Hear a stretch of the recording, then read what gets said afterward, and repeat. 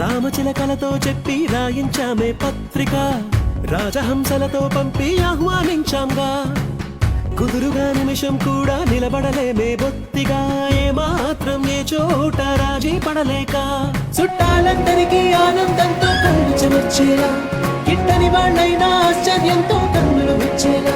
కలల్లోనైనా కన్నామా, కథలైనా విన్నామా, ఈ వైభవం